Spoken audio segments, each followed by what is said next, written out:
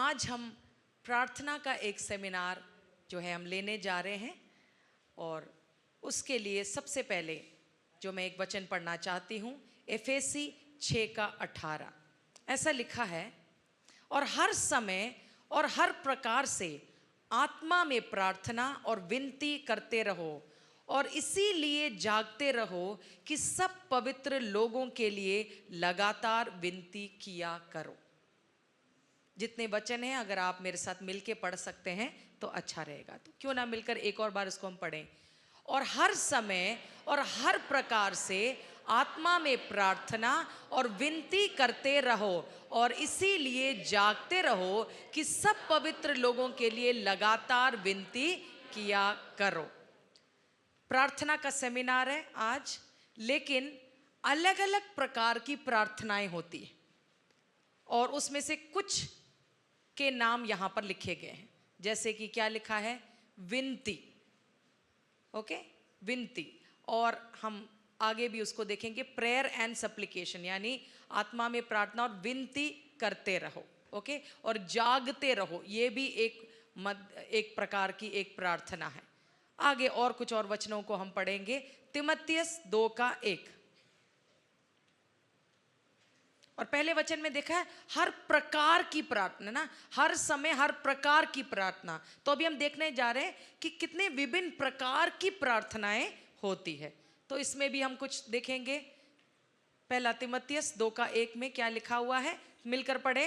अब मैं सबसे पहले ये उपदेश देता हूं कि विनती और प्रार्थना और निवेदन और धन्यवाद सब मनुष्यों के लिए किया जाए, ओके। तो यहां पर क्या क्या है, विनती, प्रार्थना, निवेदन, धन्यवाद। और पहले भी हमने देखा, पहले हमने क्या देखा, विनती भी देखा, आत्मा में प्रार्थना देखा, और जागते रहना, ओके। तो ये अलग अलग प्रकार के प्रार्थनाएं हैं, प्रार्थना के अलग अलग प्रकार और स्तर भी हैं।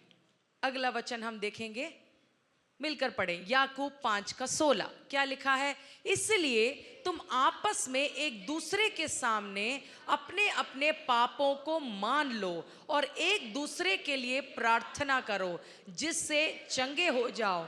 धर्मी जन की प्रार्थना के प्रभाव से बहुत कुछ हो सकता है, ओके। तो यहां पर हमने देखा अपने अपने पापों को मान लो, यानी अंगीकार की प्रार्थना। अंग्रेजी में इसको बोलते हैं कन्फेशन, कन्फेशन, ओके।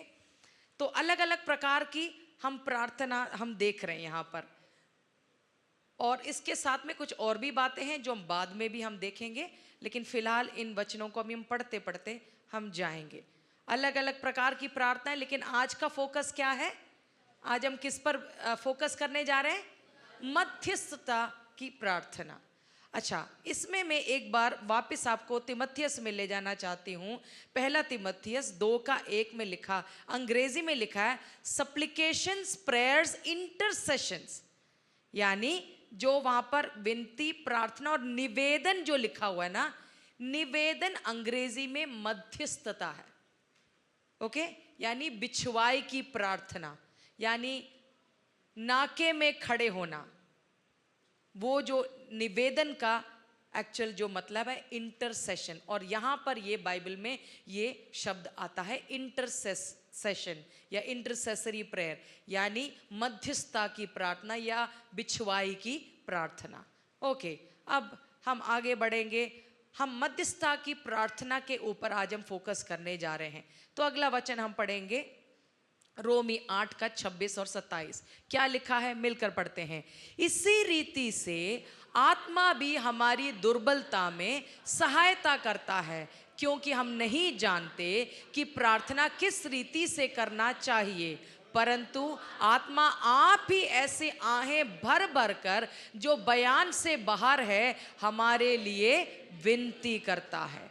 ये जितने भी वचन मैं आज आपको दे रही हूं, ये सब मध्यस्थता की प्रार्थना के की वर्सेस है, यानी एकदम क्या बोलेंगे उसको, जरूरी है ना, है मुख्य वचन है ये मध्यस्थता के, प्रार्थना के तो बहुत सारे वचन हम बाइबल में देखते हैं, लेकिन ये जो वचन अभी जो पढ़े जा रहे हैं ये मध्यस्थता के, प्रार्थना के मुख्य वचन को हम पढ़ रहे हैं कि आत्मा हमारी दुर्बलता में मदद करता है, पवित्र आत्मा। ओके, जब हमें नहीं पता कि किस रीति से प्रार्थना करना चाहिए, तो परमेश्वर की आत्मा क्या करता है, हमारे द्वारा आहें भर भर कर जो बयान से बाहर है हमारे लिए विनती करता है।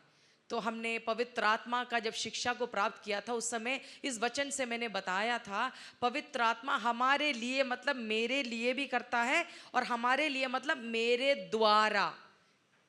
द्वारा भी करता है। मतलब जब मुझे नहीं पता तो मेरे लिए वो प्रार्थना करता है, किसी और के लिए भी, किसी विषय के लिए भी, और दूसरा मेरे लिए।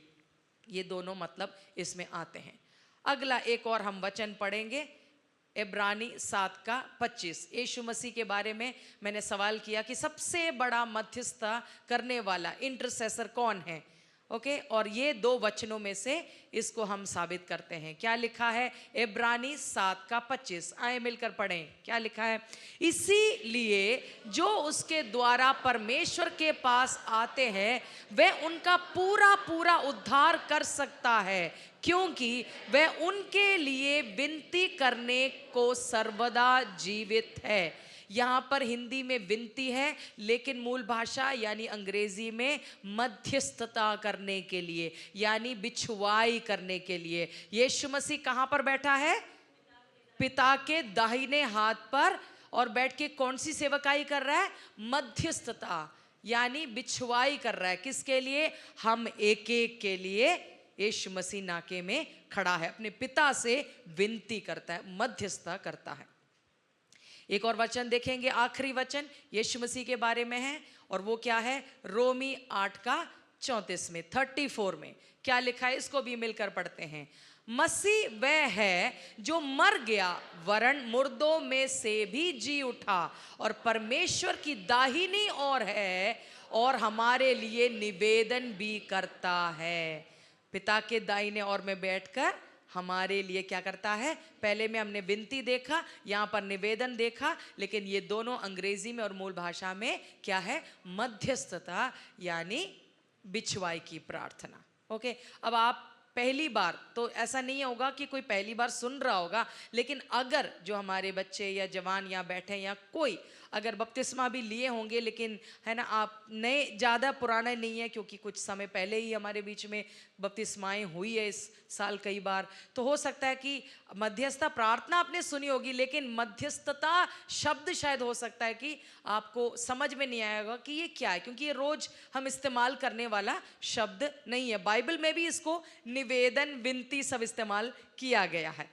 ओके, तो इसलिए अब हम ये सवाल करेंगे और इस सवाल का हम जवाब ढूंढेंगे कि व्हाट इज इंटरसेसरी प्रेयर, यानी मध्यस्थता प्रार्थना क्या है। ओके, हम उसको देखेंगे। मध्यस्थता दूसरों के लिए प्रार्थना है। एक आम प्रार्थना होती है, प्रार्थना परमेश्वर से बातचीत करना होता है, या हमारी जरूरतों को भी प्रभु के आगे रखना है। ओके, वो भी प्रार्थना है। हम अपने लिए करते हैं, मेरे लिए, मेरे पति के लिए, बच्चों के लिए, है ना। एक्चुअली मेरे पति और बच्चे भी अलग हो गए, मेरे लिए, केवल मेरी आवश्यकताओं को जो प्रभु के सामने रखती हूँ, तो क्या है, मैं अपने लिए प्रार्थना कर रही हूँ या प्रभु से बातचीत कर रही हूँ। प्रार्थना में बहुत कुछ होता है, प्रभु से हम बातचीत भी करते हैं, बिना मांगे भी हम बातचीत कर सकते हैं प्रभु से। वो सब कहाँ आएगा, किस में आएगा, प्रार्थना में आएगा। किस में आएगा, लेकिन मध्यस्थता क्या है, मध्यस्थता दूसरों के लिए प्रार्थना करना है।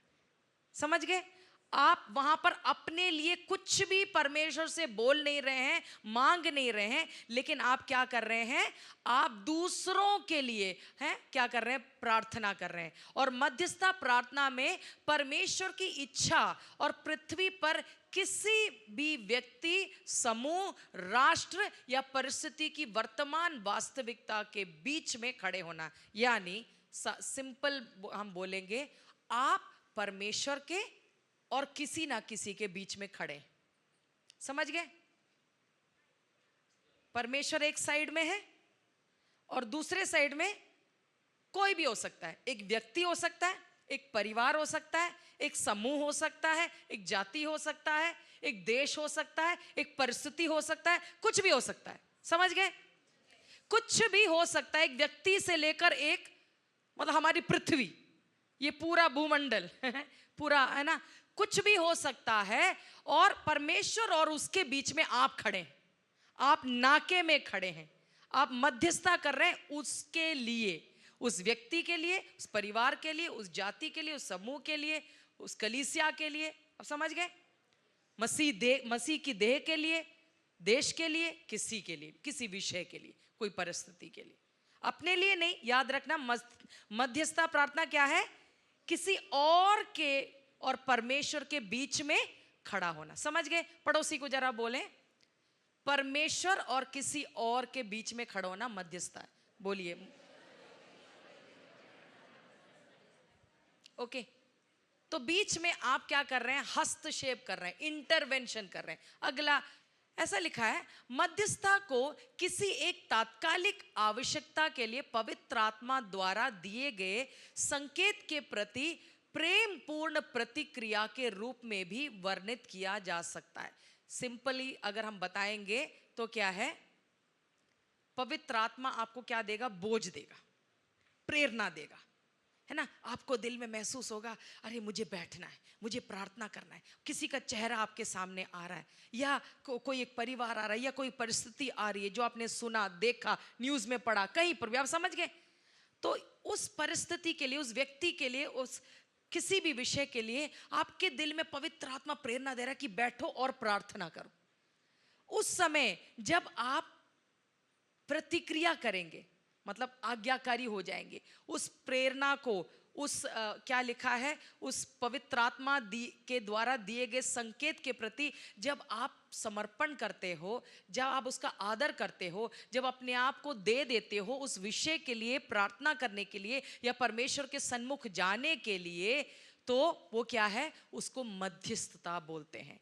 और ये किसी प्रियजन के लिए प्रभु से एक सरल पुकार भी हो सकती है। ऐसा नहीं कोई एक राष्ट्र के लिए ही है, कोई युद्ध चल रहा है ना, युद्ध के लिए, दोनों राष्ट्रों के बीच में युद्ध रुक जाए करके आप उसके नाके में खड़े हो, आप प्रार्थना कर रहे हो। क्योंकि शैतान किस लिए आता है?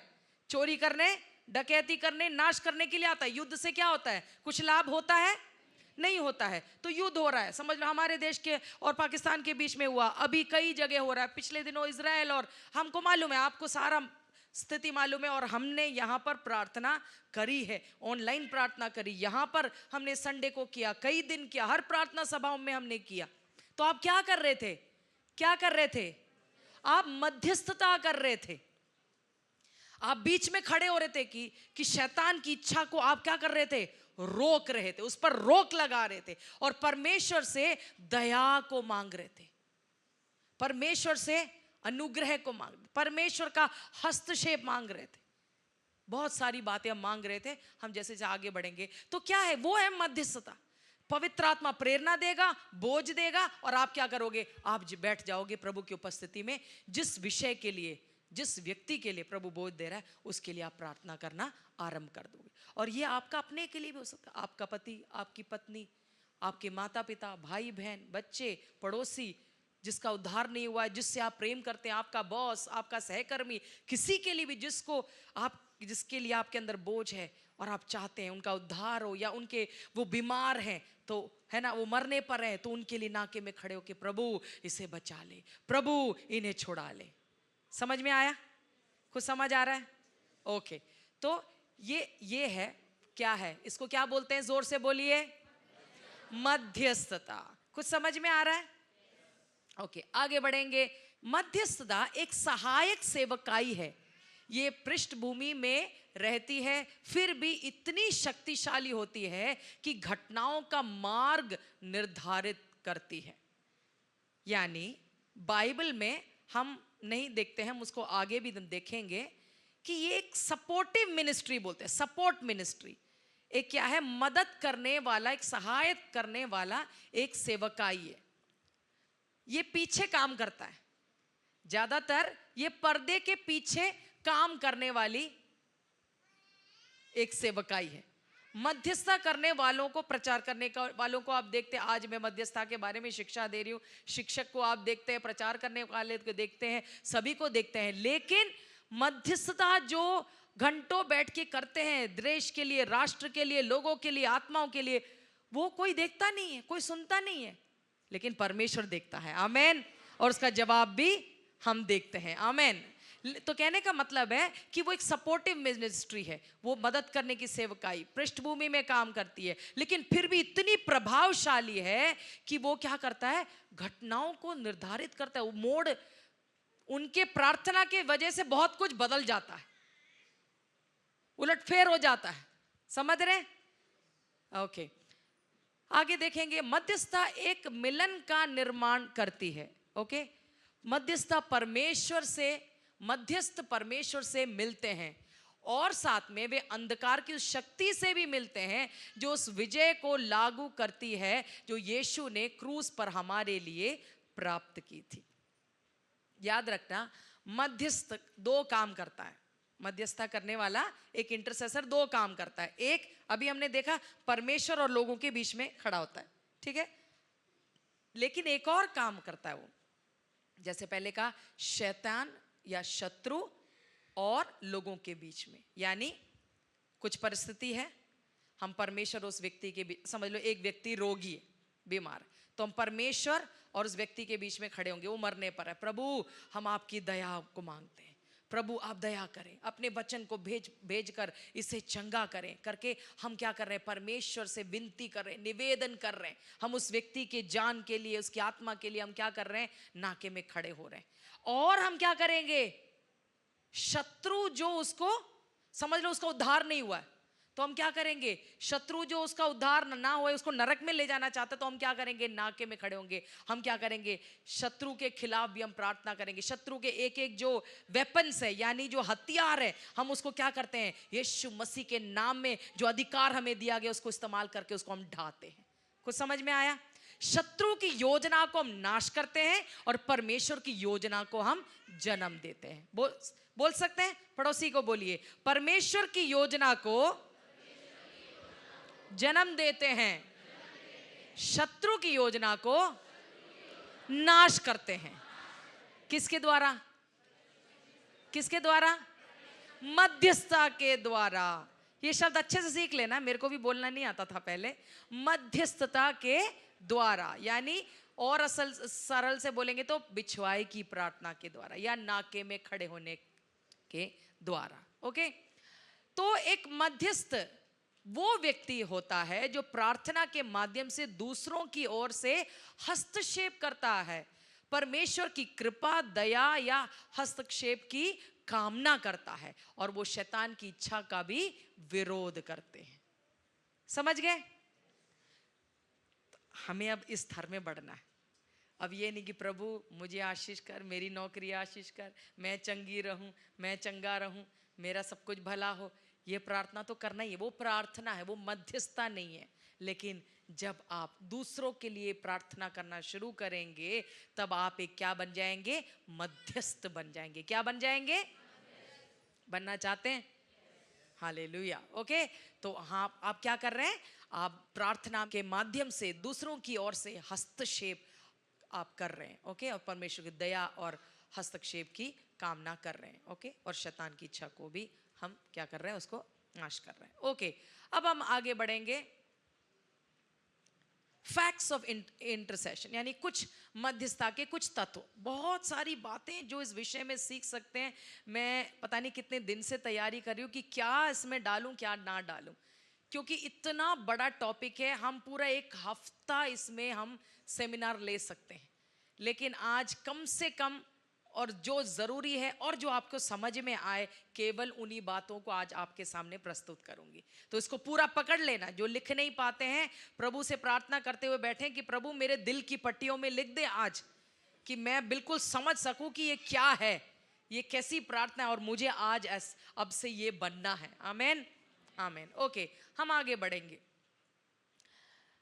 पवित्र आत्मा अक्सर मध्यस्थता के लिए प्रेरित करता है।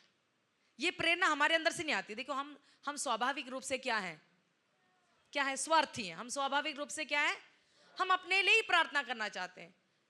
बहुत, मेरे पास जितने भी लोग सेवकाई के बाद आते हैं, वो ज्यादातर मेरे इसके लिए रीढ़ की हड्डी, मेरे इसके लिए, मेरा सरदर्द, मेरी बढ़ाई के लिए, मेरे शांति के लिए, चंगाई के लिए, ज्यादातर अपने लिए ही प्रार्थना मांगते हैं। ओके है, लेकिन अगर दूसरों के लिए प्रार्थना करना है, मेरा पड़ोसी के लिए प्रार्थना, वो मतलब आपके अंदर से नहीं आ रही है, वो कहां से आ रहा है? वो इच्छा किसने डाला? पवित्र आत्मा ने, परमेश्वर ने डाला। ओके, सो पवित्र आत्मा अक्सर मध्यस्थता के लिए प्रेरित करता है। मध्यस्थता की पहल परमेश्वर की ओर से होती है, मतलब यानी आरंभ परमेश्वर ही उसका शुरुआत करता है। यह आमतौर पर परमेश्वर के निर्देश पर ही शुरू और समाप्त भी होती है।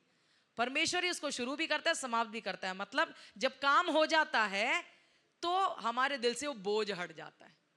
जिसने इसको अनुभव किया वो जानते हैं, कई बार ऐसा बोझ आएगा, हमें मालूम ही नहीं क्या, जैसे दिल पर पत्थर रखा हो, और हमको तो कोई दुख नहीं है, हमको कोई परेशानी नहीं है, कुछ भी नहीं है। मैंने तो पता नहीं कितनी बार इसको अनुभव किया है, और पहले बहुत ज्यादा अनुभव करती थी।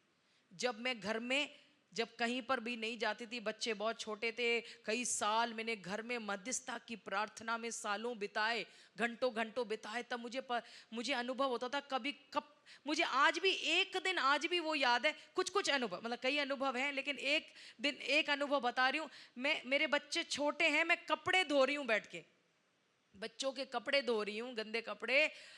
वहां पर मेरे को ऐसे बोझ आया, ऐसे बोझ आया, वो दिन आज भी मैं नहीं भूल सकती, क्योंकि वो एक अनोखा अनुभव था कि मेरे से धुला नहीं जा रहा कपड़े, और मैं रो रही हूँ, मैं कपड़े धो रही हूँ और मैं रोई जा रही हूँ, रोई जा रही हूँ। और मैं सोच रही हूँ मेरे को रोना क्यों आ रहा है, मेरे को तो कोई तकलीफ नहीं है, कोई दुख नहीं है, क्यों रोना आ रहा है? और पवित्र आत्मा मेरे दिल के अंदर कह रहा है, जा बैठ, मेरे उपस्थिति में बैठ, मेरे उपस्थिति में बैठ।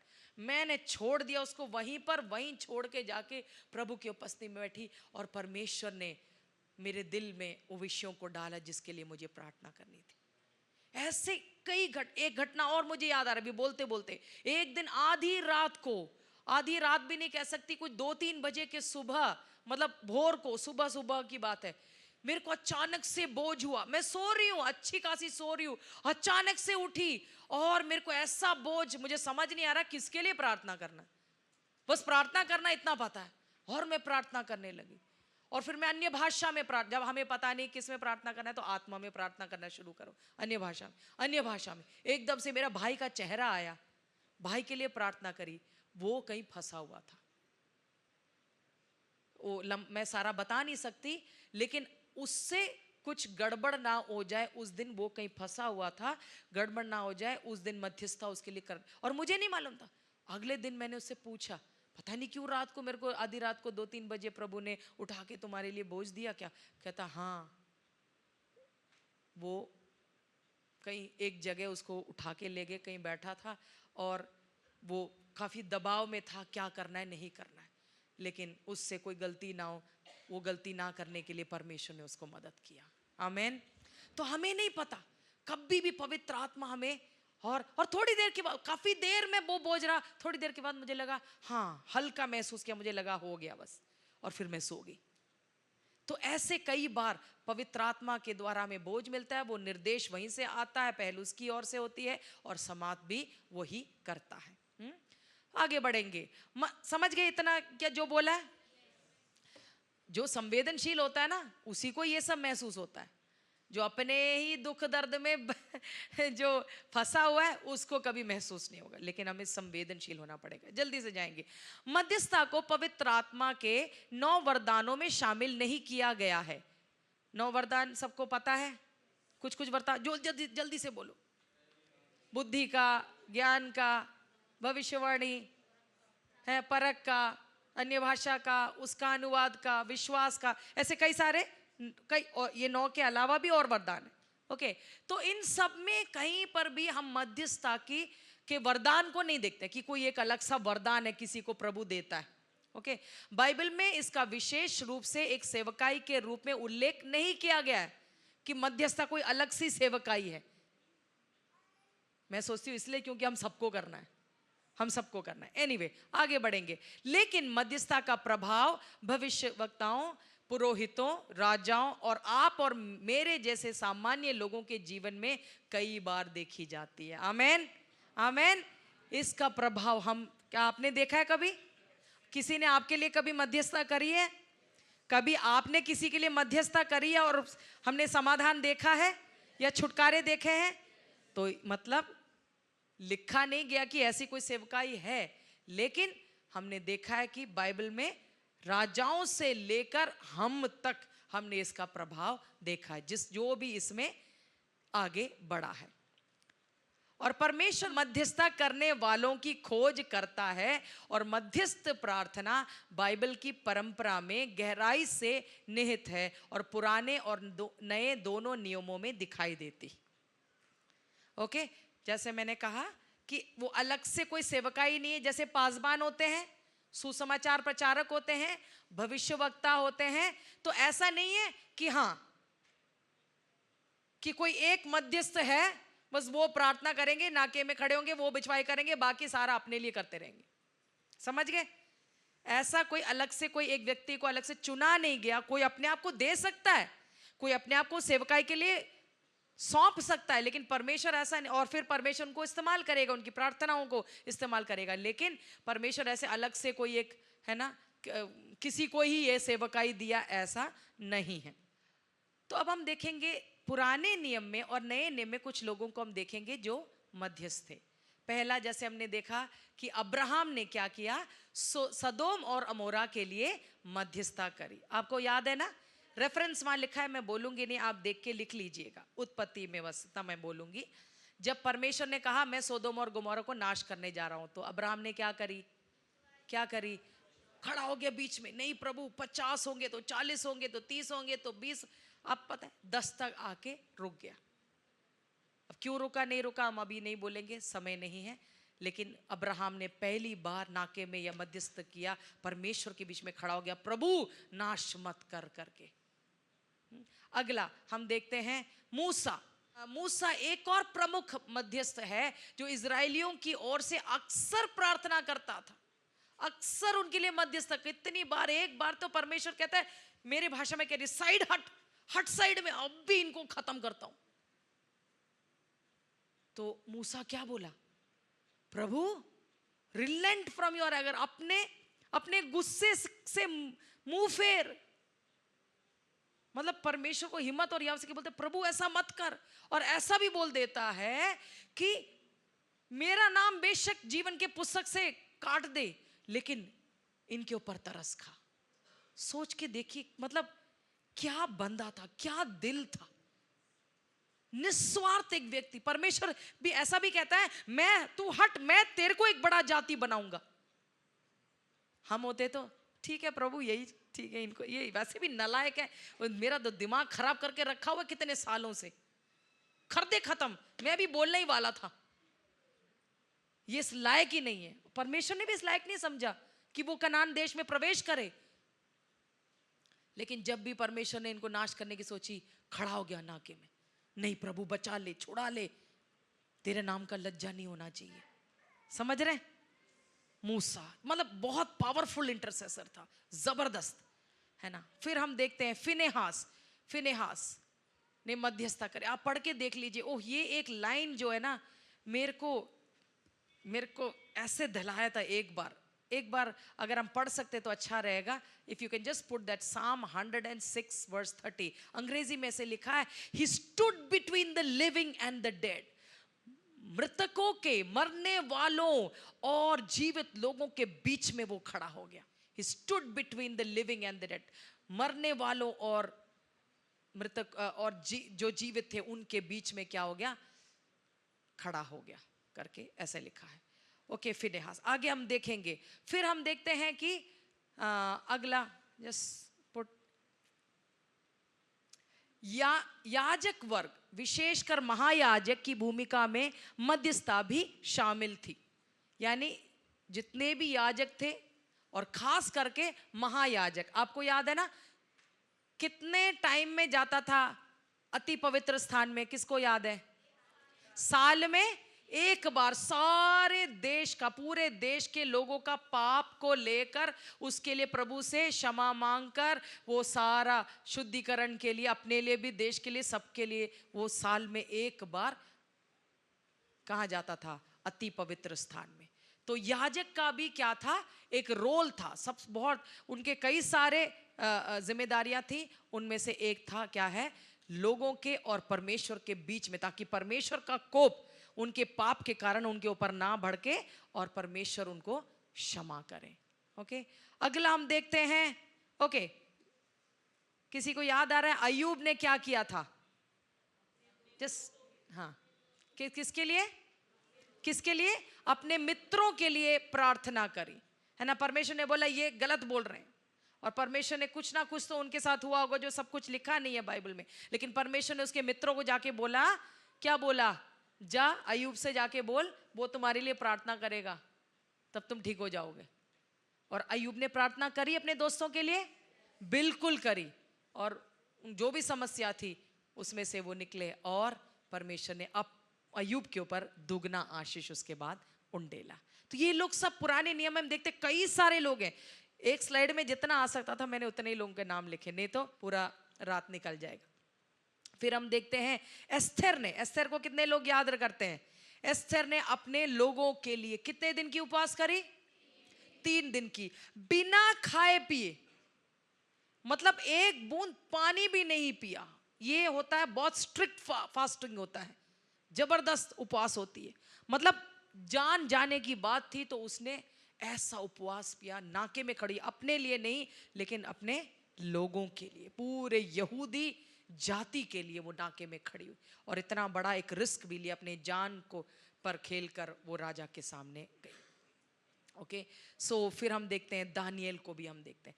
दानियल भी क्या करता है? जब वो बंदवाई में था तो किसके लिए प्रार्थना करा? अपने लोगों के बंदवाई के दौरान उनके लिए मध्यस्थी किया कि उनका वो छुड़ाए जाएं और वापस अपने देश में पहुंच सके, है ना। वो खुद नहीं गया, लेकिन जिसके लिए उसने प्रार्थना करी वो चले गए, लेकिन वो खुद बंदवाई में बबलोन में रहा, उसकी मृत्यु वहीं पर हुई, लेकिन जिसके लिए उसने मध्यस्थता करी उसके लोग जो है 70 साल बाद वापस चले गए।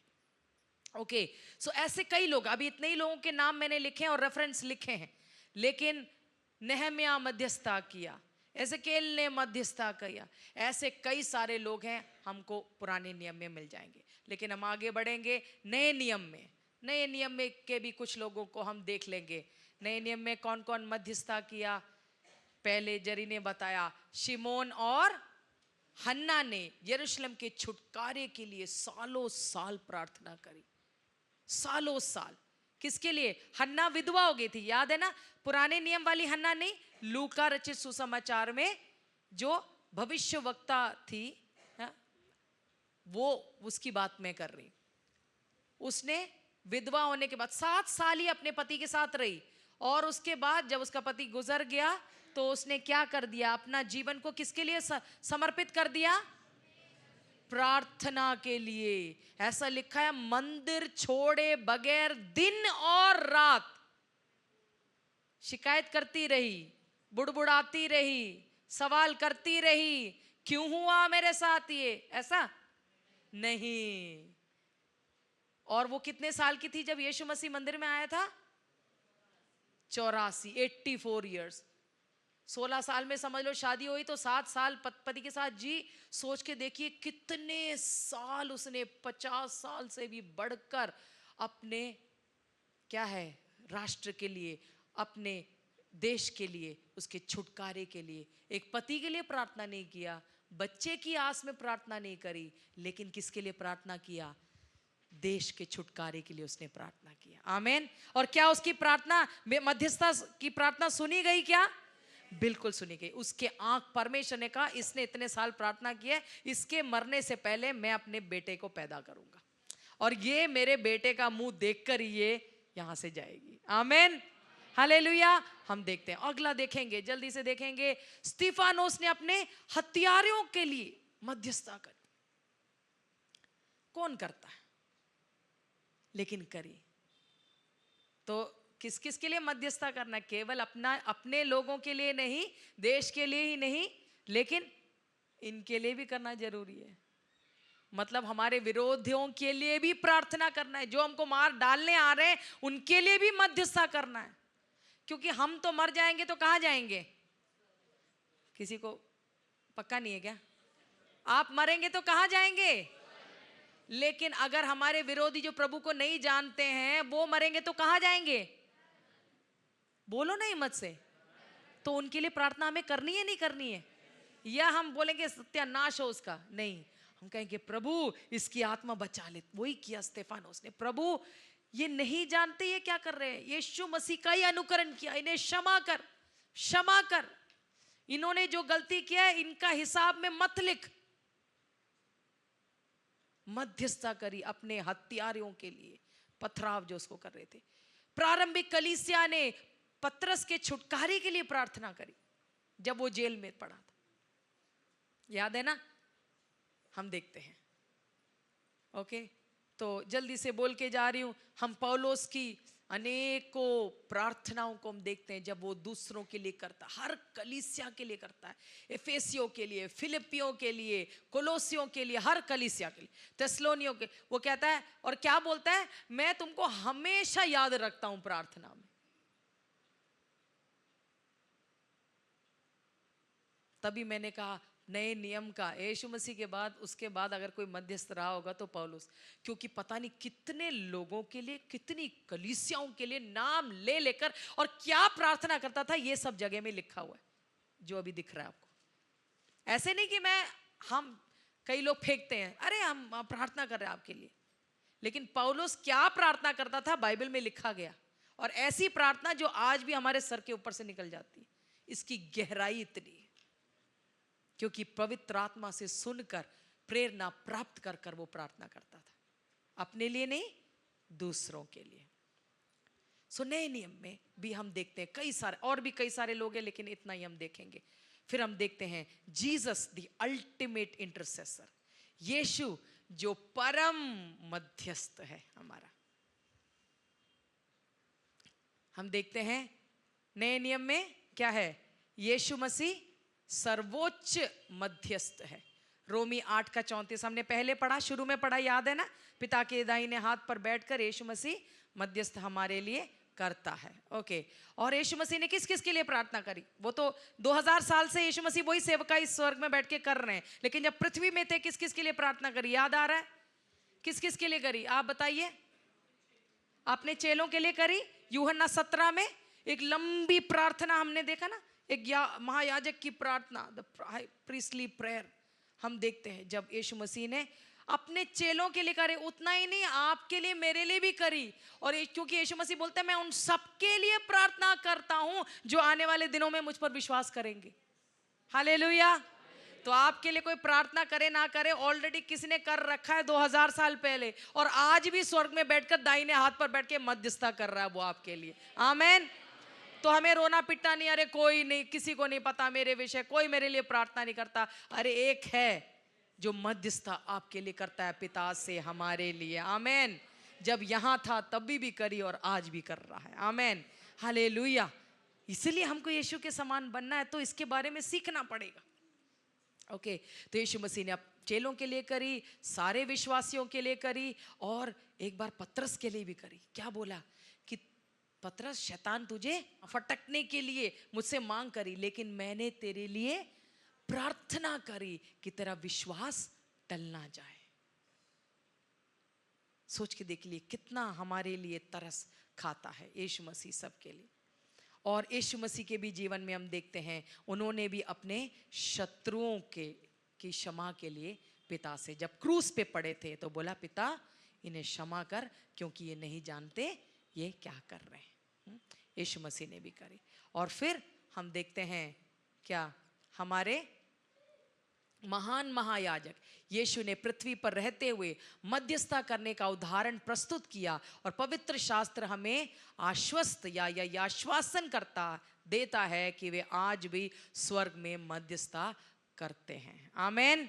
क्या हम हाथ उठाकर धन्यवाद दे सकते हैं यीशु मसीह के लिए जो महान मध्यस्थ है, हालेलुया, परम मध्यस्थ है, हालेलुया, जो हमारे लिए पिता के दाहिने हाथ में बैठकर, हालेलुया, बिछवाई करता है, मध्यस्थता करता है, हालेलुया, जिसके वजह से आज भी हम जीवितों के बीच में पाए जाते हैं। आमेन, हालेलुया। अगर हमारे गुनाहों के हिसाब से, हालेलुया, अगर व्यवहार किया जाता तो आज हम कोई भी जीवित नहीं थे।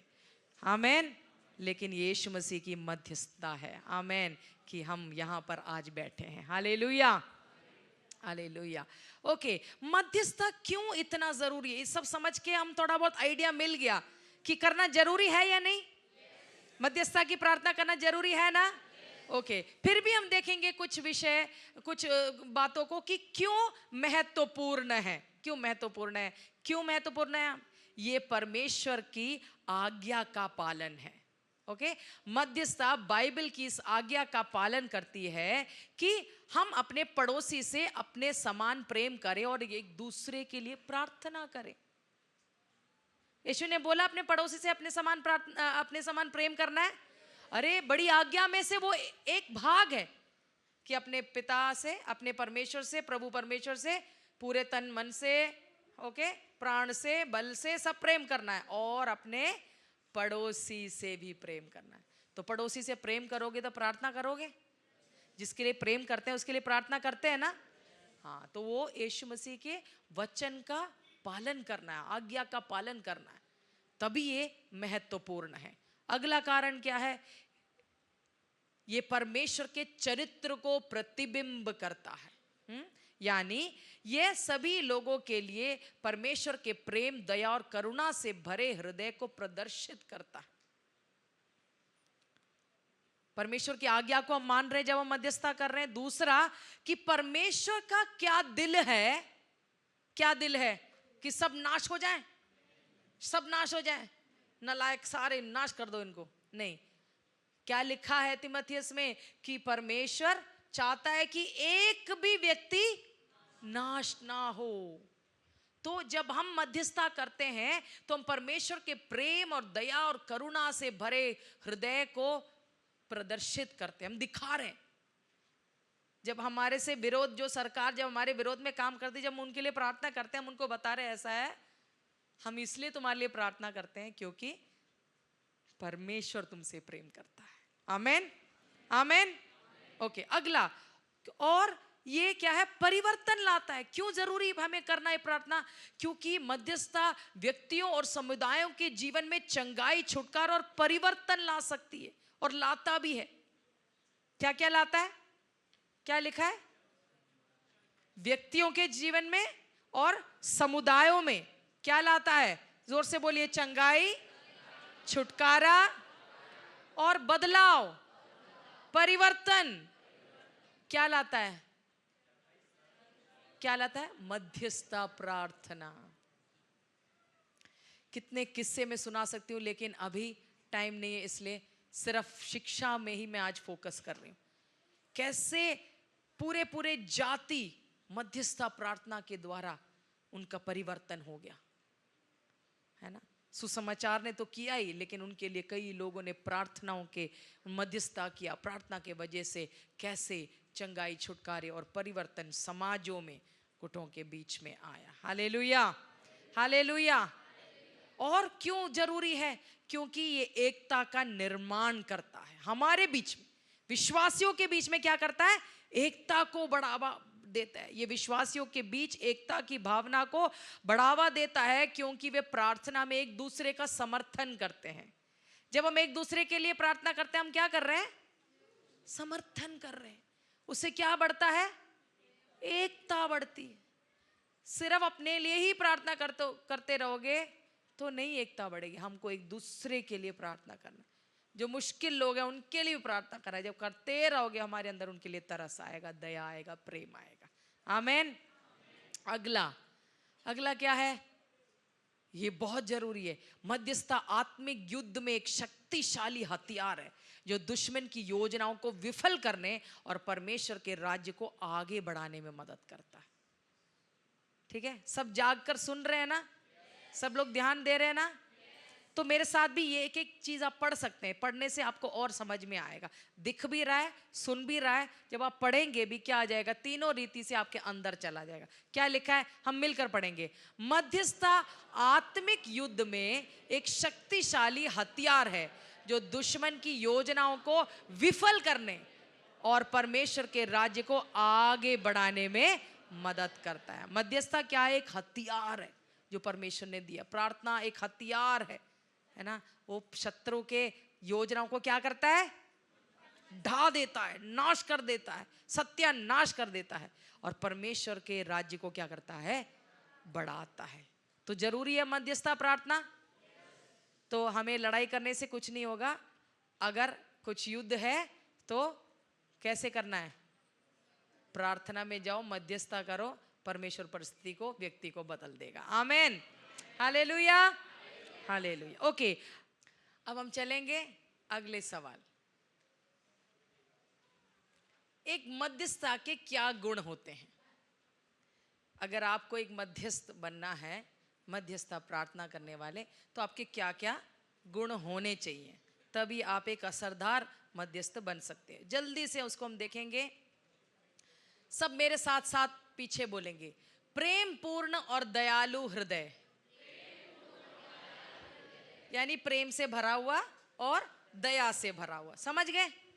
अब प्रेम नहीं होगा तो प्रार्थना करोगे दूसरे के लिए? तरस नहीं आएगा। अगर भिखारी बैठा हुआ है उसके लिए दया आ रही है, तरस आ रही है, तभी प्रभु इसको, ये जब एम्बुलेंस जाता है ना, जब मैं गाड़ियों में जाती हूँ या कभी एम्बुलेंस जाता है, तो पता नहीं अंदर से एक प्रार्थना उठती है, प्रभु उसकी जान को बचा लेना।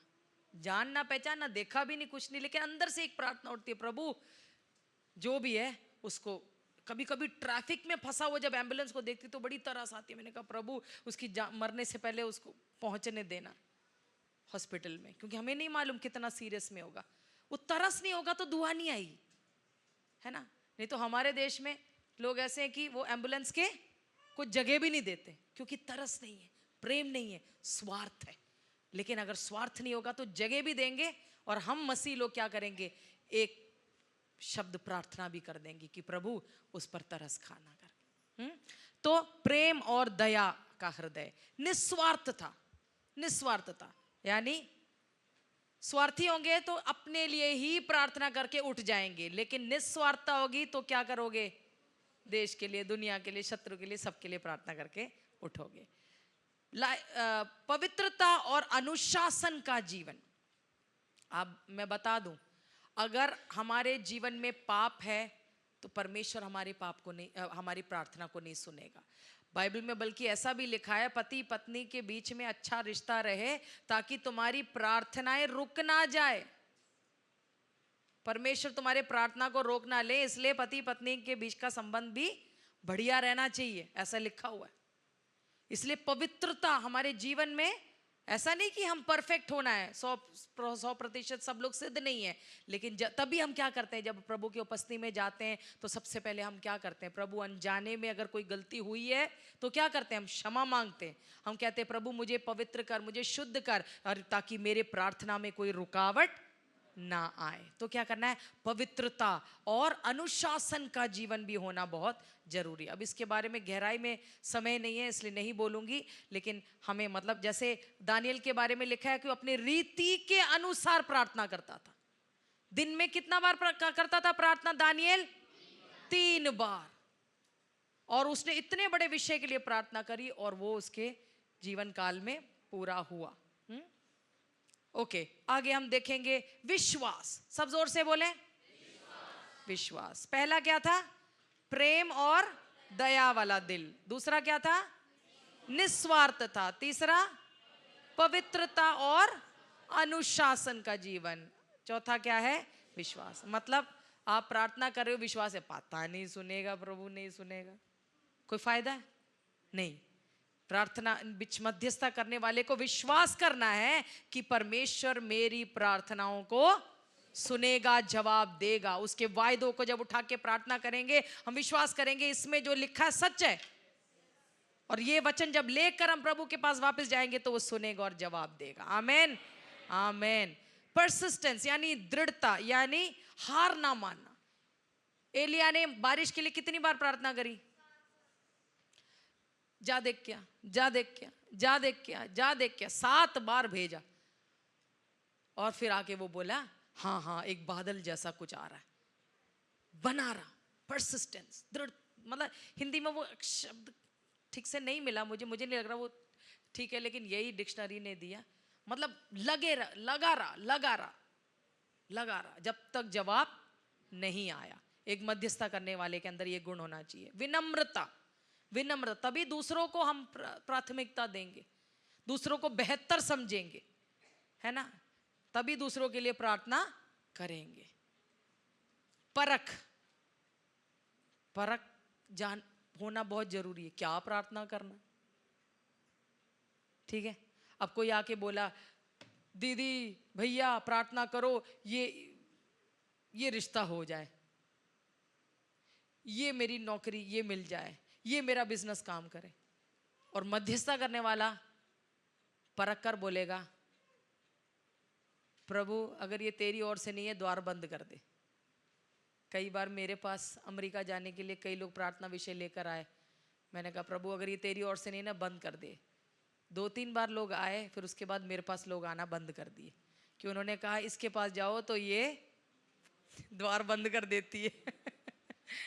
मतलब मैं ऐसा नहीं करती थी, मैं कहती थी प्रभु तेरी इच्छा हो तो ही ये इंटरव्यू पास हो जाए, नहीं तो भारत में ही रहकर प्रभु का काम करे।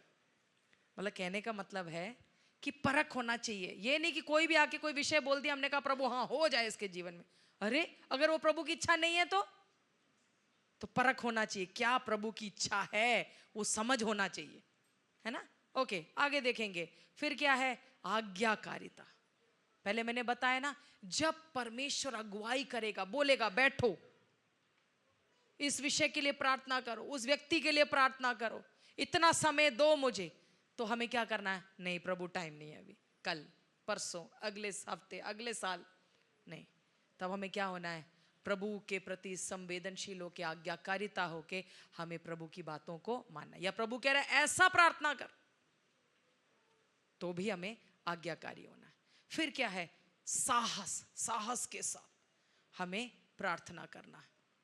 ऐसे कई सारे मतलब हम देखते हैं, जैसे मूसा के बारे में मैंने शुरू में कहा, परमेश्वर से बोलता है प्रभु अपने गुस्से से मुंह फेर, मतलब साहस के साथ हिम्मत के साथ प्रभु को कहता है ना। तो साहस के साथ हम जाएंगे। और फिर क्या है, वचन का ज्ञान भी होना चाहिए। ऐसा नहीं अपने मन मर्जी का कुछ भी प्रार्थना कर लिए, लेकिन वचन में क्या लिखा है वो जानकर प्रार्थना करना।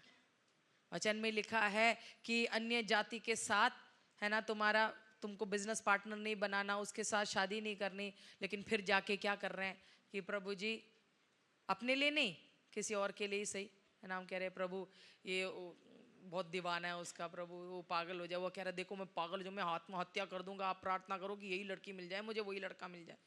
तो हमने कहा यार वो उसका जान बच जाएगी। प्रभु नहीं, हमको क्या करना है, वचन का ज्ञान होना चाहिए। तो हमको बताना है कि ये ठीक नहीं है, मैं ऐसा प्रार्थना नहीं करूंगा, तुम्हारी इच्छा पूरी हो जाए ये नहीं करूंगा, ये प्रार्थना करूंगा प्रभु तुम्हें बुद्धि दे, समझ दे, है ना, परख दे करके। मतलब कहने कई विषयों को लेकर हम उसको हमें वचन का ज्ञान होना चाहिए, तभी हम सही रीति से एक व्यक्ति के लिए भी हम प्रार्थना कर सकते हैं। आमीन आमीन। आगे हम बढ़ेंगे, कैरेक्टरिस्टिक्स यानी एक मध्यस्थता की विशेषताएं वो क्या है। मध्यस्थता परमेश्वर के पुरुष और स्त्रियां हैं जो टूटे हुए हैं, टूटापन जिनके अंदर है, ब्रोकन। सब जोर से बोलो टूटापन। जिसके अंदर टूटापन है ना, वही दूसरे के विषयों को देखकर उसका मन भी टूटता है। जो कठोर है वो दूसरों के लिए प्रार्थना, कुछ समझ रहे हैं, एक टूटापन होना जरूरी। और ऐसे लोगों को ही परमेश्वर क्या करता है, कई बार मध्यस्थता के लिए इस्तेमाल करता है। जैसे हन्ना 7 साल के बाद उसका पति मर गया, है ना। उसका विवरण में उसका डिटेल में नहीं जा सकती, जल्दी से बोलकर अलग अलग विषय। एक टूटापन, सब जोर से बोलो टूटापन। अगला मध्यस्थ परमेश्वर की नजर से चीजें देखते और सुनते हैं। जैसे फिनेहास के बारे में मैंने पहले बोला, कैसे उसने मध्यस्थता करा, मृतकों के और जीवितों के बीच में खड़ा हुआ। आपको पता है क्या हुआ था उस टाइम, परमेश्वर ने एक महामारी भेजी है। परमेश्वर ने क्या है, एक मतलब लोगों को मारने का योजना, और लोग मरते जा रहे हैं। तो फिनेहास ने जाके क्या कर दिया, है ना, उसने कुछ ऐसे चीज किया, या कुछ एक व्यक्ति को, एक और जगह हम देखते हैं किसी व्यक्ति जिसने पाप किया उनको खत्म कर दिया। जब उनको मार डाल दिया तो वो परमेश्वर का जो दंड है वहां पर रुक गया। तो मतलब उसको उस टाइम समझ में आ गया, इस समय मुझे क्या करना चाहिए और परमेश्वर क्या चाह रहा है। जिसने पाप के जब उसको खत्म कर दिया तो वो पूरे मंडली में या पूरे वो छावनी में, है ना, क्या है, वो बातें रुक गई। जो परमेश्वर का जो दंड उतर आया था वो रुक गई। तो पर एक मध्यस्थता क्या करता है, परमेश्वर की नजर से चीजों को देखता और सुनता है। वो शरीर से नहीं चलता है, वो दूसरों के कहने पर नहीं चलता है, लेकिन उसका नजरिया अलग होता है। वो परमेश्वर से सुनता है और परमेश्वर से देखता है। ओके, और क्या है हम देखते हैं, मध्यस्थ प्रार्थना करते समय परमेश्वर का इस्तेमाल अपने फायदे के लिए नहीं करते, इसके बजाय वे परमेश्वर को उनका इस्तेमाल करने देते। कुछ समझ आया? एस्तेर ने क्या किया, अगर वो प्रार्थना कर कर अगर वो राजा के सामने जाने से क्या होना था, राजा के नियम के हिसाब से क्या होता है, बिना पूछे अगर राजा के सामने खड़े हो जाओगे तो राजा का कानून क्या था, किसी को भी जो भी राजा के बुलाए बिना अगर राजमहल में घुस के आएगा तो उसकी रानी है तो भी क्या हो जाएगा, खलास, खत्म। राजा अगर मूड में नहीं है, एक आज्ञा देगा तो रानी है तो, क्योंकि अभी पहले वाले रानी को भी हटाया था तो। लेकिन यहां पर वो अपना जान की परवाह नहीं कर रही, अपना स्वार्थ नहीं देख रही है, अपना लाभ फायदा नहीं देख रही है, लेकिन क्या है, वो परमेश्वर को अपने आप को समर्पण करेगी। प्रभु तुम मुझे इस्तेमाल कर, तू मुझे तू मैं तेरे को नहीं इस्तेमाल करना चाहती अपने लाभ के लिए, लेकिन वो अपने आप को देती है प्रार्थना में, मध्यस्थता में, कि प्रभु तू जैसा मुझे चाहता है वैसा तू मुझे इस्तेमाल कर। कुछ समझ में आ रहा है? समझ में आ रहा है तो हालेलुया बोलेंगे। ओके, अगला, मध्यस्थ अपना समय, धन और ऊर्जा देने में महान होते हैं। मध्यस्थ क्या करते हैं, अपना टाइम देते हैं, टाइम निकालते हैं। होता किसी के पास नहीं है टाइम, किसके पास टाइम होता है? बहुत ही कम लोग हैं जो कहते हैं हमारे पास बहुत टाइम है। जिसके पास टाइम है वो भी क्या बोलता है, बताओ मुझे, बताओ आप लोग क्या बोलते हैं, टाइम नहीं है, सही है ना। लेकिन मध्यस्थ क्या करता है, वो अपना टाइम देता है, वो अपना धन देता है ना, वो अपना ऊर्जा, एनर्जी। आप पता है मध्यस्थता प्रार्थना के लिए काफी ऊर्जा लगती है। दूसरों के लिए बैठ के आंसू बहाना, रोना कुछ मजाक नहीं है, उसमें काफी इमोशनल स्ट्रगल भी, मतलब काफी आपकी भावनाएं इन्वॉल्व होती है उसमें, आपकी ऊर्जा कितना। अगर मैं आपको मेरे कुछ, जब मैं गुड़गांव में आने से भी पहले और गुड़गांव के आने के बाद कम से कम 8-10 साल जो मध्यस्थता की प्रार्थना में जो मेरी ऊर्जा निकलती थी, मैं आपको समझा भी नहीं सकती। मेरा गला बैठ गया, मेरे में कई बार जान, मेरे आंसू नहीं बच रहे, खत्म हो जाते थे। इतना बोझ परमेश्वर आत्माओं के लिए देता था कि रो रो कर एक टाइम आता था कि आंसू बहना बंद हो जाता था, क्योंकि अब कोई बचा ही नहीं था आंसू। ऐसे कई अनुभव मेरे जीवन में हुआ है। इतना मतलब शरीर में कोई जान ही नहीं बचा है। वो सब हमेशा नहीं होता था, कभी कभी बोझ ऐसा परमेश्वर को उतर आता था कि मैं आपको मैं ही क्या, हमारे शुरुआत के समय में 499 में जब हमारी मध्यस्थता प्रार्थना बहनें जब मिलके करती थी, पूछ के देख लीजिए क्या क्या हम, कितनी ऊर्जा बचती थी पूरे प्रार्थना के बाद। ऐसा हम रो रो के आत्माओं के लिए प्रार्थना करते थे। तो मध्यस्थता क्या है, वो अपने समय का, धन का, ऊर्जा में सब देने के लिए वो पीछे नहीं हटते, आगे रहते हैं। और मध्यस्थ परमेश्वर के मन को प्रभावित कर सकते हैं। मध्यस्थ क्या करते हैं, परमेश्वर के मन को प्रभावित कर सकते हैं। मूसा ने, परमेश्वर ने कहा मैं इसको भी नाश करूंगा, और मूसा ने क्या बोला, परमेश्वर ऐसा मत कर। तो परमेश्वर ने उसकी सुनी, परमेश्वर ने सुनी, परमेश्वर ने कहा ठीक है, जैसा तू बोलेगा मैं वैसा ही करूंगा। आमेन। मतलब परमेश्वर के दिल को, इसका एक्चुअल पॉइंट जो है, परमेश्वर के दिल को बदल सकते हैं, लेकिन मैंने उसको ऐसे लिखा प्रभावित कर सकते हैं, क्योंकि मैंने जो समझा है वो ये है कि परमेश्वर का दिल ये है कि कोई भी नाश ना हो। लेकिन निनवे के बारे में हम सब जानते हैं ना, लेकिन जब उन्होंने, है ना, पश्चाताप किया तो परमेश्वर ने क्या किया, जो बोला उसका विपरीत किया, उनको बचाया। तो परमेश्वर का दिल ये बचाने के लिए, लेकिन परमेश्वर न्यायी भी है। कोई नाके में खड़ा होगा तो परमेश्वर बचाएगा, नहीं तो क्या करेगा, नाश कर देंगे। मध्यस्थता को परमेश्वर द्वारा चिन्हित किया जाता है। ये एक वचन है जो मुझ पर बहुत प्रभाव डाला है। आप इसको घर में जाके पढ़ के देख लीजिए। जब परमेश्वर नाश करने निकला, परमेश्वर ने कहा जितने लोग नाके में खड़े होते हैं, मध्यस्थता करते हैं, दूसरों की परवाह करते हैं, उन पर चिन्ह डाल दो, एक चिन्ह डाल दो, ताकि जब मैं नाश करूंगा ना, ये किसी के ऊपर, मतलब इनको मैं बचाऊंगा, इनको मैं बचाऊंगा। मतलब जो दूसरे की परवाह करते हैं उनके ऊपर परमेश्वर का क्या होता है, एक चिन्ह होता है। दूसरे की परवाह मतलब दूसरों के लिए। हमारे देश में क्या क्या गलत काम हो रहे हैं, व्यभिचार हो रहा है, क्या बोलते हैं, करप्शन, भ्रष्टाचार हो रहा है, इन सब बातों, वहां पर लड़ाई हो रही है, यहाँ युद्ध हो रहा है, वहां पर जातिवाद, यहाँ ये क्राइम हो रहा है, इन सब बातों को लेकर हमारा ही 2-3 विषयों को लेकर बस रोते रहते हैं। मुझे ये नहीं मिला, नौकरी नहीं मिली, बच्चा नहीं मिला, मुझे मेरी शादी नहीं हो रही, मेरा प्रमोशन नहीं हो रहा। इन्हीं चीजों को लेकर अगर हम रोते रहते हैं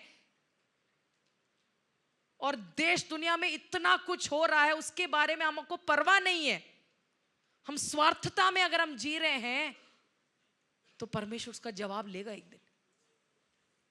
वहां पर आप पढ़ के देख लीजिए, एजेकिएल 9:1-6, परमेश्वर कह रहा है जिसको परवाह नहीं है उसके ऊपर चिन्ह नहीं, लेकिन जो परवाह करते हैं, जो नाके में खड़े होते हैं, उन पर चिन्ह है, मैं उनको बचाऊंगा।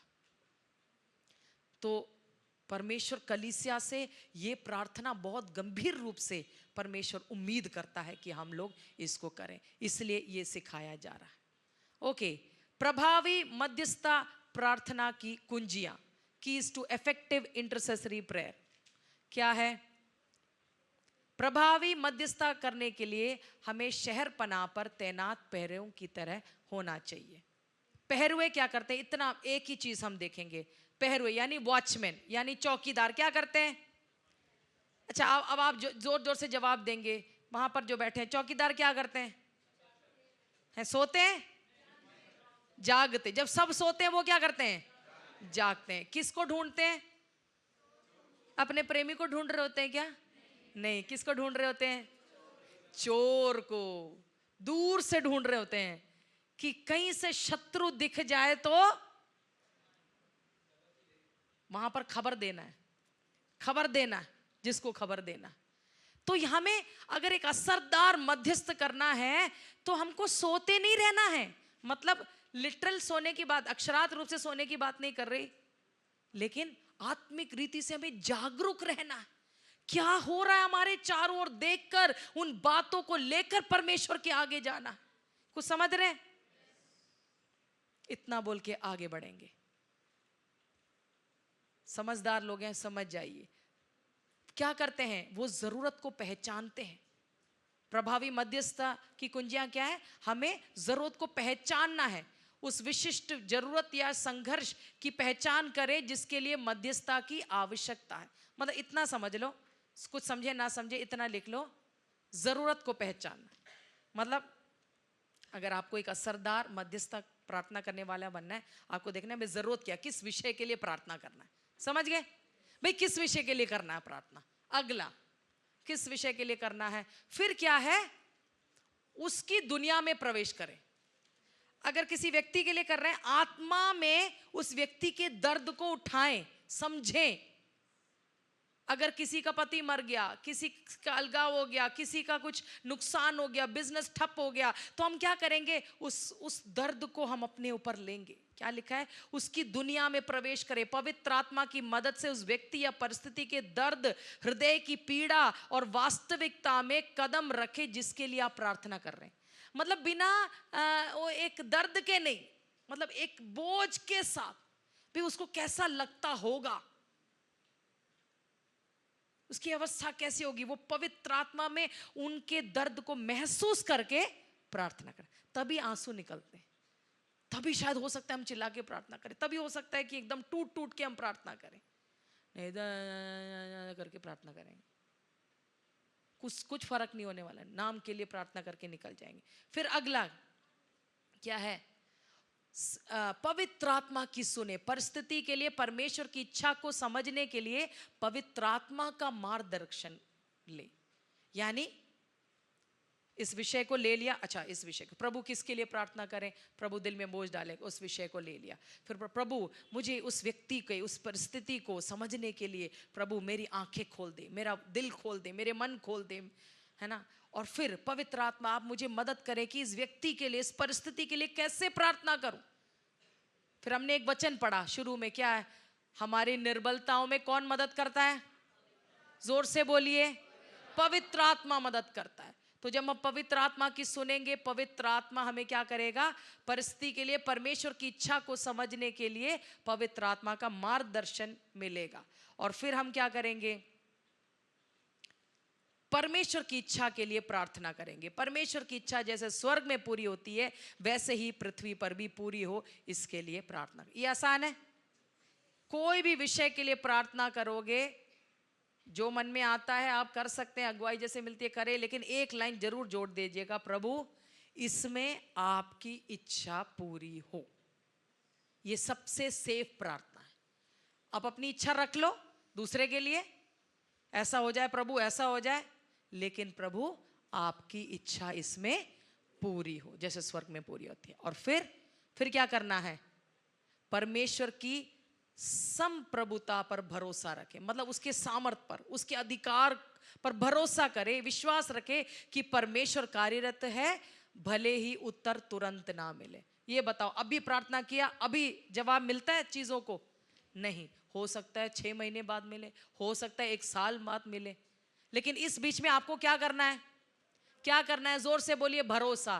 पड़ोसी को बोलो, भरोसा करना है। जवाब जब भी मिले, लेकिन तब तक क्या करना है, भाई बहन को हाथ पकड़ के बोलो, भरोसा कर उस विषय, बोलो उनको, बोलो भविष्यवाणी करो, बहन भाई उस विषय के लिए भरोसा करो, भरोसा करो, विश्वास करो कि परमेश्वर कार्यरत है, वो काम कर रहा है। आपको दिख नहीं रहा होगा, लेकिन वो काम कर रहा है। आमेन। पर्दे के पीछे वो आपके विषय पर, जिस विषय के लिए आप प्रार्थना कर रहे हो, अपने लिए नहीं, दूसरे के लिए, आपके पति के लिए, बच्चों के लिए, उनके उद्धार के लिए, चंगाई, मुझे नहीं पता क्या क्या के लिए प्रभु कार्य कर रहा है। और फिर क्या करेंगे, परमेश्वर को महिमा देंगे। याद रखे कि जय केवल प्रभु की है। आमेन। कब धन्यवाद करोगे, कब परमेश्वर को महिमा दोगे, जब भरोसा होगा कि परमेश्वर सिंहासन पे बैठा है, वो काम कर रहा है, उसके कंट्रोल से कुछ नहीं गया। आमेन, हालेलुया, हालेलुया। और क्या करेंगे, वो समझकर प्रभु को महिमा देंगे। आमेन। और इस बात को याद रखें कि याद रखने योग्य एक महत्वपूर्ण बात यह है कि जब हम प्रार्थना करते हैं तो हमारा अधिकार शत्रु पर होता है, परंतु लोगों की इच्छा पर नहीं है। हम कई बार लोगों के लिए प्रार्थना करते हैं, लेकिन याद रखना उनको अपने आप को भी देना जरूरी है। वो अपना दिल नहीं खोलेंगे तो उसके लिए वो जिम्मेदार है, हम जिम्मेदार नहीं हैं। ओके, इस बात को तो उसको लेके आप गिल्ट में नहीं जाना। अब जल्दी से हम 1-2 चीज और को देखेंगे। क्या है, टूल्स। प्रार्थना करते समय प्रभु ने हमें जो उपकरण दिए हैं वो क्या क्या है, हम जल्दी से देंगे। पहला वाला क्या है, आत्मा में, सब जोर से बोलो, आत्मा में प्रार्थना करना। एक और बार बोलो,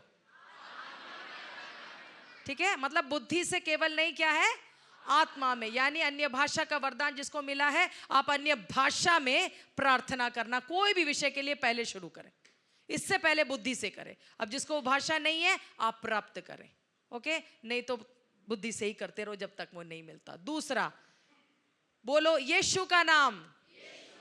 हम क्या देख रहे हैं, क्या देख रहे हैं कि प्रार्थना करते वक्त प्रभु ने हमें क्या क्या हथियार दिए या उपकरण दिए हैं, ठीक है, टूल्स। टूल समझते हैं ना, टूल दिए हैं।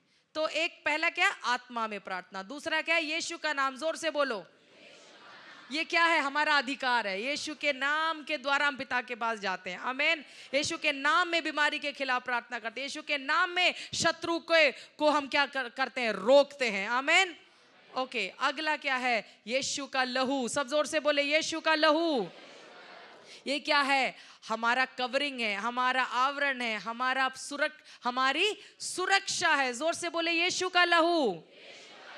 क्या है वो, हमारी सुरक्षा है। मतलब हम शत्रु के विरुद्ध जब खड़े होते हैं तो हमको कोई हानि नहीं होगी। यीशु का लहू हमें क्या करता है, कवर करता है, छुपाता है, हमें ढकता है। आमेन। फिर जो है एग्रीमेंट, यानी हमारा बॉन्ड, करार, हमारा बंधन है, हमारा बंधन एग्रीमेंट, यानी हम दो लोग मिलकर जब प्रार्थना करते हैं उसमें सामर्थ होता है। ओके, एक दूसरे के साथ हम सहमत होते हैं। ओके, हमें परमेश्वर की इच्छा के साथ भी सहमत होना है और एक दूसरे के साथ भी सहमत होने की जरूरत है, तो उस प्रार्थना में सामर्थ होता है। ओके, अगला बांधना और खोलना, सब जोर से बोलें।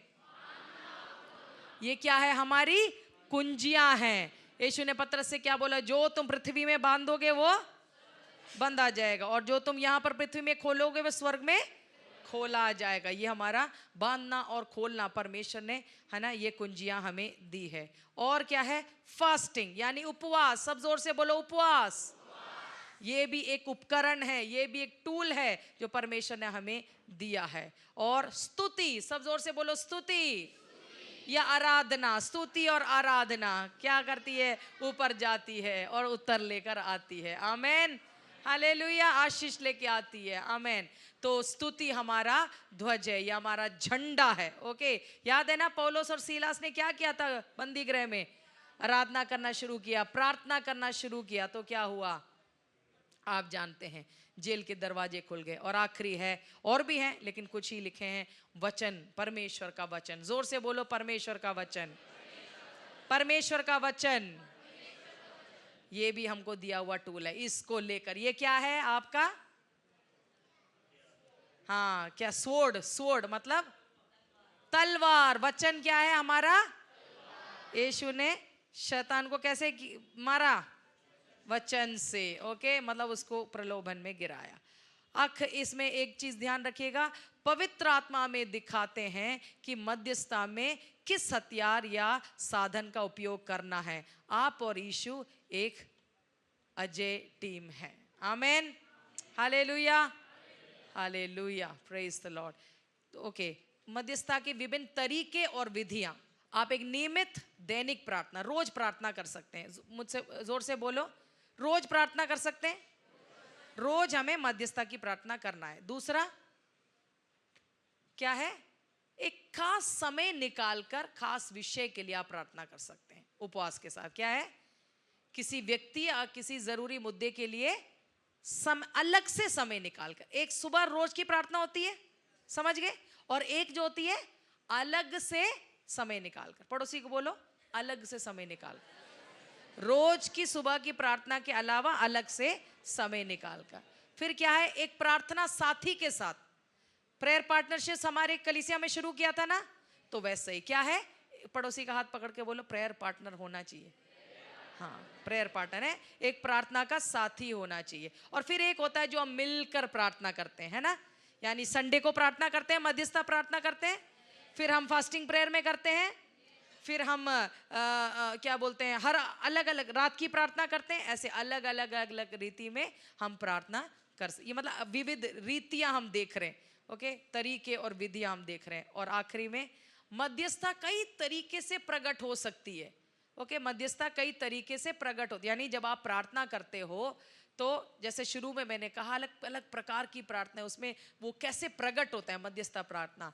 एक तो है जागते रहना, यानी परमेश्वर के उपस्थिति में हम, है ना, हम परमेश्वर की खोज करते हैं, बाट जोते हैं, जागते रहते हैं, उसे सुनने की, उसे प्राप्त करने की कोशिश करते हैं। फिर जब प्रार्थना करते हैं तो रोना निकल सकता है, आंसू निकल सकते हैं, कराहना हो सकता है। और फिर हम घोषणाएं करते हैं, शत्रु के ऊपर हम कई सारे जय की घोषणा हम करते हैं। निवेदन है, विनती है, कभी कभी हम चिल्लाते भी, शत्रु के विरुद्ध में जब हम जाते हैं तो क्या करते हैं, कई बार जोर से, है ना, हम क्या करते हैं, चिल्लाते हैं। बोझ उठाना, नहम्याह ने कई दिन बोझ उठाकर चला, ये भी एक विधि है मध्यस्थता का। और आनंद और जय की भी भावना हम महसूस करते हैं जब हम युद्ध को जीत लेते हैं। ओके, और भविष्य सूचक कार्य यानी प्रॉफिटिक एक्ट्स, ये एक अलग एक विषय है जिसके लिए कभी हम बाद में सीखेंगे। तो ये सब क्या है, वचन आधारित है, हम बाद में कभी इसके बारे में हम देखेंगे। ओके, तो रोज की प्रार्थना, सब जोर से बोलो, रोज की प्रार्थना। मतलब रोज की प्रार्थना मतलब आप समझ गए ना, मध्यस्थता के बारे में कह रहे हैं। और फिर अलग से टाइम निकाल कर, बोलो अलग से टाइम निकाल, फिर एक व्यक्ति के साथ, फिर सबके साथ। ठीक है, ऐसा हमें प्रार्थना करना है। ओके, फिर क्या है, अलग अलग प्रकार के अभिषेक होते हैं। इसको हम दौड़ कर जाएंगे, हम 5 मिनट में हम समाप्त करेंगे। इसको दौड़ कर हम देखेंगे। सामान्य मध्यस्थ है, मतलब जो साधारण रूप से मध्यस्थता करते हैं। एक प्रार्थना सूची लेकर, कई लोग होते हैं ना, लिखते हैं 1 2 3 4 इतने विषय लेकर प्रार्थना करते हैं, जैसे एजरा ने किया। कुछ होते हैं व्यक्तिगत मध्यस्थ, एक एक लोगों के लिए प्रार्थना करते हैं। उनको देश दुनिया से कुछ मतलब नहीं है, वो क्या करते हैं, एक एक का नाम लेकर प्रार्थना करते हैं। एक होता है क्राइसिस इंटरसेसर, यानी संकट के समय में वो मध्यस्थ करते हैं, वो है दाऊद के जैसे। एक है मध्यस्थता जो आत्माओं के लिए प्रार्थना करते हैं, पौलुस के समान आत्माओं के लिए वो करता है प्रार्थना। फिर एक है जो देश के लिए, दुनिया के लिए, राष्ट्रों के लिए, शहर के लिए, जनसमूह के लिए, जैसे शिमोन ने और हन्ना ने किया। और कुछ लोग हैं जो अगुओं के लिए प्रार्थना करते हैं, कुछ लोग हैं जो राजनीतिक नेताओं के लिए प्रार्थना करते हैं, कुछ है जो विषयों के लिए प्रार्थना करते हैं, जैसे कि बेरोजगारी, व्यभिचार, या जो हमारे देश में जो बुराइयां चल रही है कि है ना, ये सब चीज़ों को लेकर उसके विरुद्ध में क्या करते हैं, वो प्रार्थना करते हैं। तो ये क्या है, विभिन्न प्रकार के प्रार्थना अभिषेक जो परमेश्वर अलग अलग लोगों के ऊपर उंडेलता है। कुछ लोग होते हैं उनको राजनीतिक मुद्दों से कुछ लेना देना नहीं है, वो क्या करते हैं, चर्च के लिए प्रार्थना करते हैं। क्या करते हैं, चर्च के लिए, सेवकाई के लिए वो प्रार्थना करते हैं, आत्मिक चीजों से जुड़े हुए चीजों को लेकर प्रार्थना करते हैं। और कुछ लोग होते हैं जो परिवारों के लिए प्रार्थना करते हैं। ऐसे कई सारे हैं, इसको एक एक हम सीखेंगे तो बहुत टाइम लगेगा। मैं बस बता के जा रही हूं ताकि आपको एक आइडिया मिले, ताकि आप जान लो आपके अंदर कौन सा बोझ है। दया मध्यस्थ यानी लाचारों के लिए प्रार्थना करने वाले लोग हैं, गरीबों के लिए, है ना, ऐसे निचले हुए के लिए कई लोग प्रार्थना करते हैं। और कुछ लोग वित्तीय मध्यस्थ है, और आजकल ये बहुत ज्यादा ही है, ये लोग जो धन से जुड़ा हुआ लोगों के लिए प्रार्थना करते हैं, धन के विषय में से जुड़ा हुआ। और एक है आराधना मध्यस्थ, पौलुस के समान, वो क्या करता है, आराधना के द्वारा क्या है, वो कई सारे जय को वो हासिल करते हैं। और कुछ हैं युद्ध मध्यस्थ, यहोशाफात के जैसे, वो क्या करते हैं, युद्ध मध्यस्थ, मतलब अब उसका विवरण दूंगी तो टाइम निकल जाएगा, लेकिन आप उसको पढ़ के देखिएगा। यहोशाफात के जैसे युद्ध करना नहीं पड़ा उन्हें, स्तुति आराधना के द्वारा युद्धों को उन्होंने जीता। और कुछ है रिसर्च इंटरसेसर्स, यानी वो सीखते हैं कि कौन सा जगह में, है ना, विश्वासी कम है, कौन से जगह में कलीसिया कम है, कौन से जगह में कौन सी आत्मा काम कर रही है, ताकि उसके विरुद्ध में हमें प्रार्थना करना है। क्योंकि शत्रु का, है ना, अलग अलग जगहों के ऊपर अलग अलग पकड़ होता है। कई जगह व्यभिचार की आत्मा ज़्यादा काम करती है, कई जगह चोरी की आत्मा का, कई जगह कोई इलाके होते हैं जहाँ एक्सीडेंट बहुत ज़्यादा होते हैं, कई इलाके होते हैं यहाँ मृत्यु ज़्यादा होती है।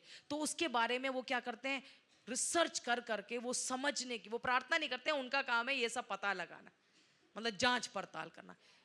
तो आप सोच के देख लिए कितने विभिन्न प्रकार के मध्यस्थ हैं, और ये सबका जरूरी है। और सब जब मिलकर एक साथ काम करेंगे तो एक सामर्थी मध्यस्थता की प्रार्थना हो जाएगी। आमेन।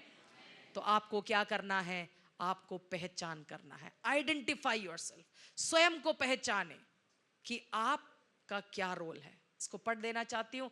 हम सब अलग अलग हैं और परमेश्वर हमें अलग अलग तरीके से अभिषेक करते हैं। अपना अभिषेक को जाने और उसमें बढ़ने के लिए स्वतंत्र हो जाएं। एक ही को ना पकड़े रखें, है ना, आप एक से ज्यादा तरीकों में आगे बढ़ सकते हैं। परमेश्वर ने आपको प्रार्थना के इस समयों के लिए अभिषिक्त किया है। हमें अपनी जगह पता होनी चाहिए और जब परमेश्वर बुलाए तो तैयार रहना चाहिए। आमीन, हालेलुया, हालेलुया, हालेलुया। याद रखें, चुनौतियां आएंगी, ठीक है, चुनौतियां आएंगी, लेकिन याद रखना आप पवित्र आत्मा पर निर्भर करें। ओके, देरी हो सकती है, लेकिन आप क्या करें, उसके लिए अपने आप को दे दें। और भय आ सकता है, जब शत्रु के विरुद्ध जब आप जाएंगे तो हो सकता है आपके अंदर भय आ जाए, मुझे कोई नुकसान तो नहीं होगा, लेकिन आप भरोसा करें, यीशु ने शत्रु के को कलवरी क्रूस पर हरा दिया गया है, आमेन, और जय हमें दे दिया गया है। तो हम उसके उसके वायदों पर हम विश्वास करें और भरोसा करें, amen, hallelujah, hallelujah, hallelujah, glory to God. एक लास्ट चीज बोलकर मैं समाप्त करना चाहती हूँ। एनहॉप की पहचान क्या है? एक महान कलीसिया बनने के लिए हमें मध्यस्थता की कलीसिया बनना होगा, ओके? क्योंकि अलग अलग प्रकार की कलीसिया हैं।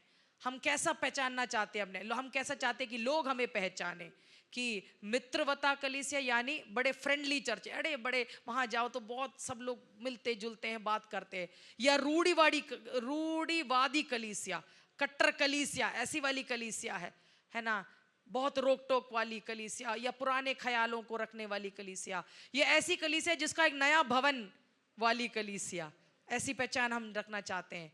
या शानदार गतिविधियों वाली कलीसिया, है ना, अरे बड़े प्रोग्राम होते हैं वहां पर, वहां भी ये भी होता है, वो भी होता है, ये भी होता है, बड़ा मजेदार कलीसिया चलते हैं। क्या कहलाना चाहते हैं हम? क्या चाहते हैं कि हमें कैसा लोग देखे, कैसे पहचाने, है ना? कुछ कलीसियां ऐसी ही बनने की कोशिश कर रही हैं, ये सोचकर कि यह सफलता का मार्ग है। लेकिन अगर हम सचमुच जीवनों में बदलाव देखना चाहते हैं और सचमुच परमेश्वर को अलौकिक तरीकों से कार्य करते देखना चाहते हैं, तो हमें वास्तव में मध्यस्थ कलीसिया बनने की जरूरत है। परमेश्वर हमें इस महत्वपूर्ण मध्यस्थता सेवकाई में यीशु का अनुसरण करने में हमें मदद करें, आमेन, हालेलुया, हालेलुया। एक बड़ा दुख वाला एक वचन बोलकर मैं आपको आमंत्रित करना चाहती हूँ। हम समर्पण करके यहाँ से जाएंगे। ये एक वचन है, बड़ा दुखद आयतों में से एक वचन है, एजेकियेल 20:30 में क्या लिखा है कि परमेश्वर ने क्या है, मैंने उनमें ऐसा मनुष्य ढूंढना चाहा जो बाड़े को सुधारे और देश के निमित्त नाके में मेरे सामने ऐसा खड़ा हो कि मुझे उसको नाश ना करना पड़े, परंतु ऐसा कोई ना मिला। तो हमको क्या करना है? सुनिश्चित करना है कि ऐसा कोई व्यक्ति हो हमारे बीच में जो हमारे प्रियजनों और हमारे आसपास की आत्माओं के लिए मध्यस्थता के कार्य के लिए प्रतिबंध हो, आमेन, हालेलुया। हमारे समय में परमेश्वर ऐसा नहीं बोलना चाहिए कि मैंने एनहॉप में ढूंढा लेकिन एक भी व्यक्ति को नहीं पाया जो नाके में खड़ा होता है। ना हमारे बारे में, ना हमारी कलीसिया के बारे में ऐसा बोला जाए।